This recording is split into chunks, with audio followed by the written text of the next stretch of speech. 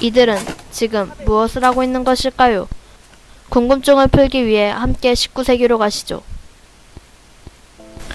1866년 조선에서는 천주교인들을 탄압한 병인박해와 미국 상선이 침략한 제너럴 셔먼호 사건이 일어났다. 이로 인해 10월 말에는 프랑스 함대가 침입하는 병인 양요가 발생한다. 이 당시 서양인들 사이에서는 조선에 황금이 많다고 소문이 돌았고 서양인들은 조선의 문호를 개방해야 한다고 주장하기 시작했다. 이때 청에서 활동하던 독일 상인 오페르트는 조선에 관심을 가지고 두 차례나 통상을 요구하였으나 실패했다. 이때 청에서 활동하던 독일 상인 오페르트는 조선에 관심을 가지고 두 차례나 통상을 요구하였으나 실패했다. 그러던 중 병인박해 때 조선을 탈출한 천주교 신자들과 만나 조선 침략을 계획한다. 오페르트 원정대는 먼저 일본 나가사키에 개항하여 식료품과 무기를 준비한 후 조선의 서해안으로 간다. 그리고 아산만으로 들어가 횡담도에 덫을 내린다. 차이나우를 타고 있던 그들은 횡담도에서 크기가 작은 그레타우로 갈아탔고 만조 일대 사교천을 따라 예산 9만포에 상륙한다. 그들은 가동에 있는 남양군의 묘를 도굴하려 했으나 실패했고 다시 9만포에서 그레타우를 탄다. 그들은 왔던 길로 되돌아가 영종도를 거쳐 청으로 간다. 우리는 오페르트가 남양군 묘에 침입한 경로가 궁금하여 오페르트의 침입 경로를 따라가 보기로 했다. 그리고 횡담도에 놀러온 사람들에게 횡담도에 관한 이야기를 아는지 물어보기로 했다. 횡담도에서 서양 사람들이 침입했다고 하는데 그 사실에 대해서 좀 아세요? 잘 모르겠는데 처음 들어보는데. Do you know the history of Hengdam Island? 부산에 가면은 남양군묘가 있는데 부산에 거기서 이제 오페르트 도굴 사건이 시작이 되는 거예요. 우리는 사람들에게 횡담도에 대해 물어봤지만 우리가 만족할 만한 답변을 한 사람은 없었다. 횡담도 휴게소에는 충청남도 홍보관이 있었고 좀 더 많은 정보를 얻을 수 있을까 싶어 그곳에 들어가 보기로 했다. 누구야? 어디서 여기 왔냐? 안녕하세요. 여기 어떻게 왔어? 저희요. 오페르트랑 횡담도랑 어떻게 그렇게 관련 있는지 조사로 왔어? 네. 여기 횡담도가 그 1868년에 오페르트 일당이 처음에 큰 배 타고 도착했던 데야. 여기서 큰 배를 정박시키고 조금 작은 배로 갈아탄 다음에 그 다음에 저쪽으로 해서 석교천 따라서 쭉 9만포까지 올라간 거야. 그런 거 몰랐지? 네.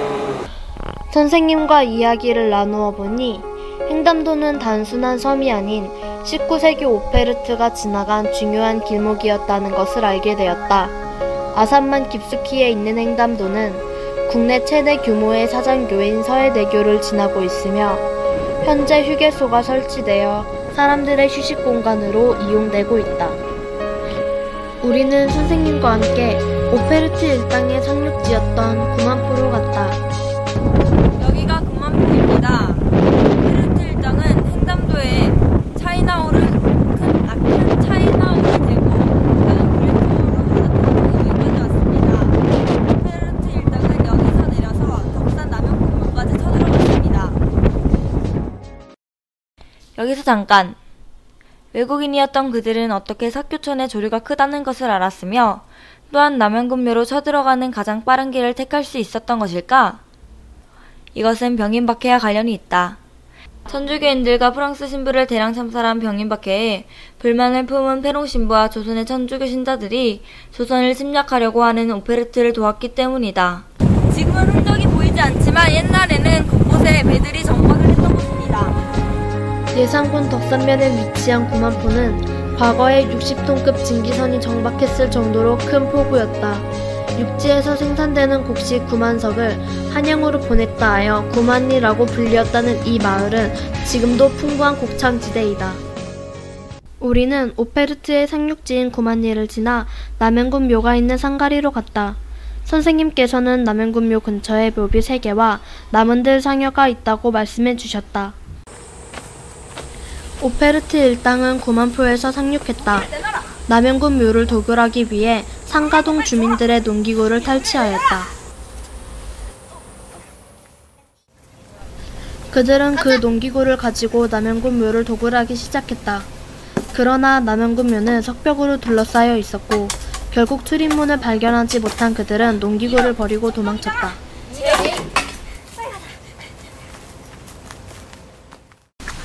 우리는 남영군 묘와 그 묘비에 대해 더 궁금해졌고 그 궁금증을 풀기 위해 선생님과 만나기로 한 장소로 향했다.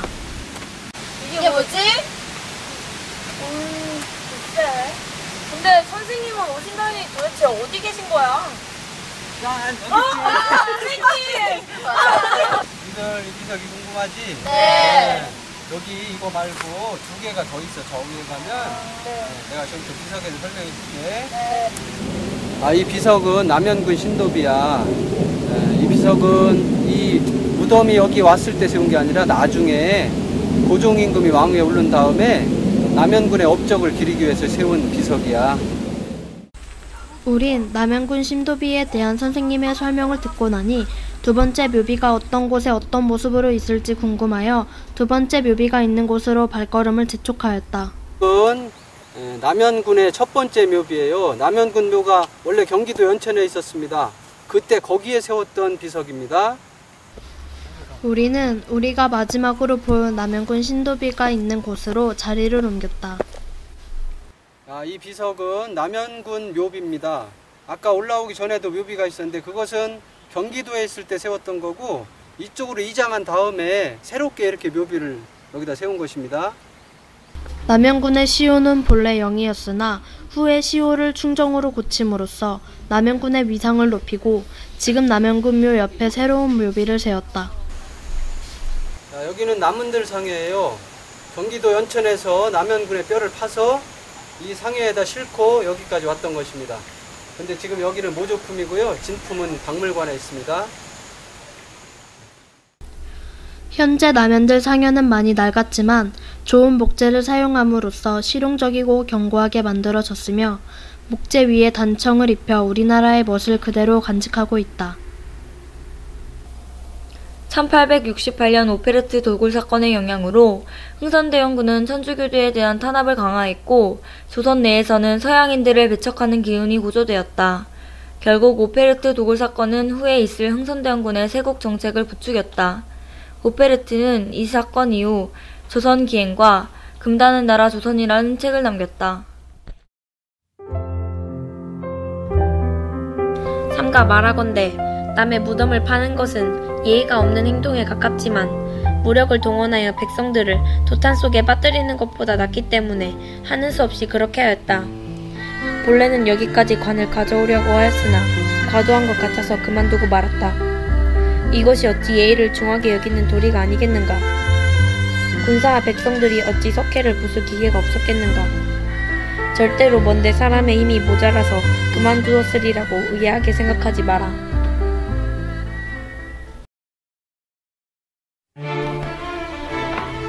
귀국과 우리나라 사이에는 애당초 소통이 없었고 또 서로 은혜를 입었거나 원수진 일도 없었다. 그런데 이번 덕산 묘소에서 저지른 병고야말로 어찌 인간의 도리상차마 할 수 있는 일이겠는가. 또 방비가 없는 것을 엿보고서 몰래 침입하여 소동을 일으키고 무기를 약탈하며 백성들의 재물을 강탈한 것도 어찌 사리상 할 수 있는 일이겠는가. 이런 지경에 이르렀기 때문에 우리나라 신하와 백성들은 단지 힘을 다하여 한마음으로 기국과는 한 하늘을 이고 살 수 없다는 것을 다짐할 따름이다. 이제부터 표류해 오는 서양 각국의 배에 대해서는 먼 곳의 사람을 회유하는 도리로 대우하지 않을 것이니 다른 말은 하지 말라. 이렇게 알라.